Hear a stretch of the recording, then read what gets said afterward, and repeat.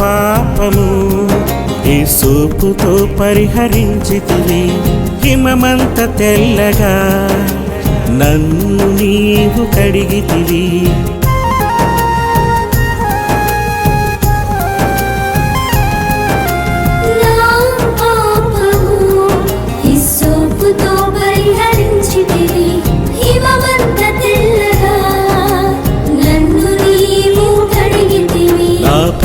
క్షమాపణకై నీ ప్రాణం పెట్టితివి.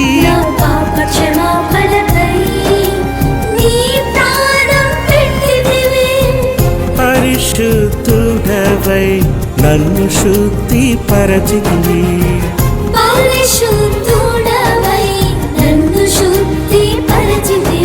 స్మరించి తరించి నీ స్తుతించెదను.